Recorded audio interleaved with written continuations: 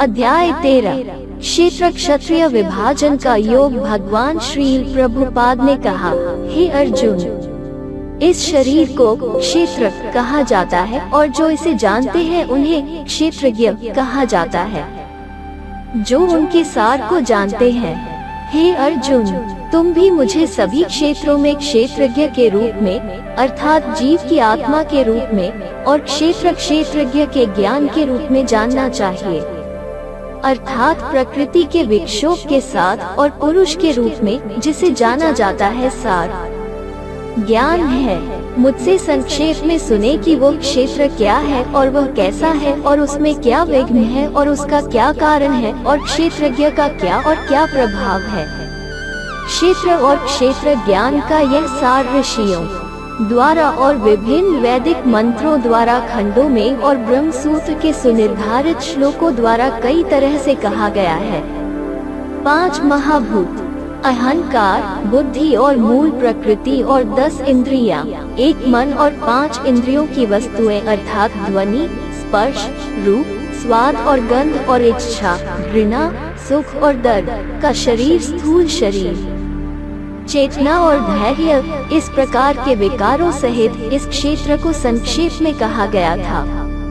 श्रेष्ठता के ज्ञान में अभिमान की कमी, अहंकार की कमी, किसी भी प्राणी को किसी भी तरह से सताना नहीं, क्षमा की कमी, मन और वाणी की सरलता आदि, विश्वास और भक्ति के साथ गुरु की सेवा, बाहर और अंदर की पवित्रता, स्थिरता, चेतना और मन और इंद्रियां, शरीर का संयम, इस संसार और परलोक के सभी सुखों के प्रति आसक्ति का अभाव और अहंकार का भी अभाव, जन्म, मृत्यु, वृद्धावस्था और रोग आदि में दुख और दोषों का बार बार विचार करना, पुत्र, पत्नी, घर और धन आदि के प्रति आसक्ति का अभाव, प्रेम का अभाव और प्रिय और अपाहिज को प्राप्त करने में मन में हमेशा समान रहना, मुझ ईश्वर में अनन्य योग द्वारा अटूट भक्ति और एकांत और शुद्ध देश में रहने की प्रकृति और कामुक पुरुषों के समुदाय में प्रेम का अभाव। आध्यात्मिक ज्ञान में कहा गया है कि शाश्वत अवस्था और दर्शन का अर्थ है ईश्वर को देखना, यह सब ज्ञान है और इसके विपरीत जो है वो अज्ञान है, जो जानने योग्य है और जिन्हें जानकर मनुष्य परम आनंद को प्राप्त करता है। उन बातों का मैं भला कहूँगा। उस शाश्वत सर्वोच्च को न तो सत कहा जाता है और न ही असत। उसके हाथ पैर हर जगह है, आंखें हर जगह है, सिर और मुंह हर जगह और कान हर जगह है, क्योंकि वो दुनिया में हर चीज में व्याप्त है।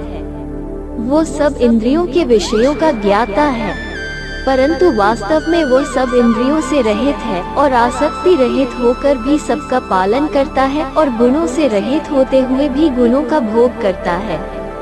वो सभी प्राणियों के अंदर और बाहर, चल और अचल है, और वो अज्ञेय है क्योंकि वो सूक्ष्म है और वो बहुत निकट और दूर स्थित है।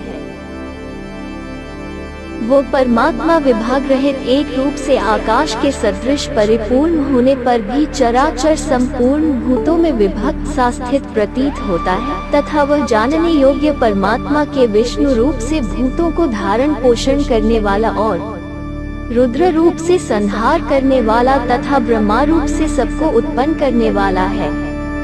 वो परब्रह्म ज्योतियों का भी ज्योति और माया से अत्यंत परे कहा जाता है। वो परमात्मा बोध स्वरूप, जानने के योग्य तथा तत्व ज्ञान से प्राप्त करने योग्य है और सबके हृदय में विशेष रूप से स्थित है। इस प्रकार क्षेत्र तथा ज्ञान और जानने योग्य परमात्मा का स्वरूप संक्षेप से कहा गया। मेरा भक्त इसको तत्व से जानकर मेरे स्वरूप को प्राप्त होता है। प्रकृति और पुरुष, इन दोनों को ही तू अनादि जान और राग द्वेष आदि विकारों को तथा त्रिगुणात्मक संपूर्ण पदार्थों को भी प्रकृति से ही उत्पन्न जान। कार्य और करण को उत्पन्न करने में हेतु प्रकृति कही जाती है और जीवात्मा सुख दुखों के भोक्तापन में अर्थात भोगने में हेतु कहा जाता है।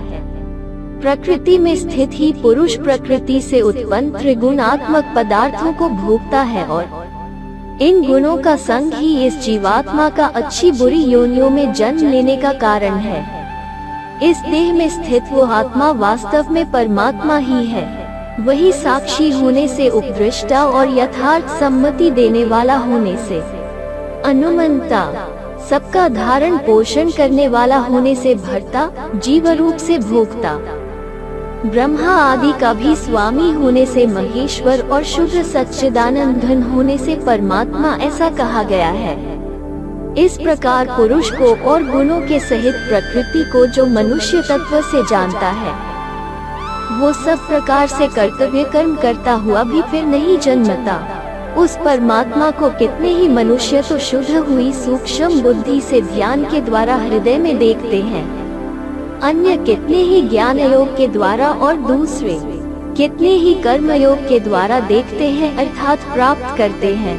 परंतु इनसे दूसरे अर्थात जो मन बुद्धि वाले पुरुष हैं, वे इस प्रकार न जानते हुए दूसरों से अर्थात तत्व के जानने वाले पुरुषों से सुनकर ही तदनुसार उपासना करते हैं, और वे श्रवण प्रायण पुरुष भी मृत्यु रूप संसार सागर को निःसंदेह तर जाते हैं।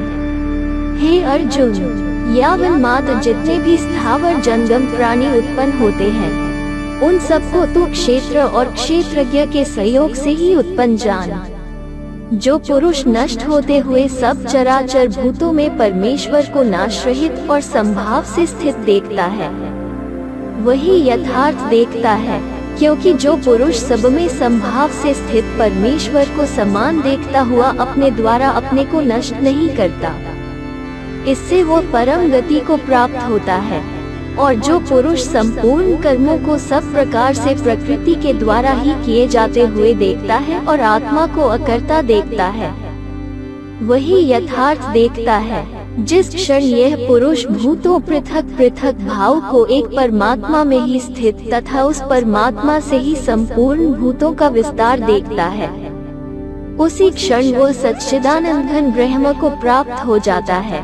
हे अर्जुन, अनादि होने से और निर्गुण होने से यह अविनाशी परमात्मा शरीर में स्थित होने पर भी वास्तव में न तो कुछ करता है और न लिप्त ही होता है। जिस प्रकार सर्वत्र व्याप्त आकाश सूक्ष्म होने के कारण लिप्त नहीं होता, वैसे ही देह में सर्वत्र स्थित आत्मा निर्गुण होने के कारण देह के गुणों से लिप्त नहीं होता। हे अर्जुन, जिस प्रकार एक ही सूर्य इस संपूर्ण ब्रह्मांड को प्रकाशित करता है, उसी प्रकार एक ही आत्मा संपूर्ण क्षेत्र को प्रकाशित करता है। इस प्रकार क्षेत्र और क्षेत्रज्ञ के भेद को तथा कार्य सहित प्रकृति से मुक्त होने का जो पुरुष ज्ञान नेत्रों द्वारा तत्व से जानते हैं, वे महात्मा जन परब्रह्म परमात्मा को प्राप्त होते हैं।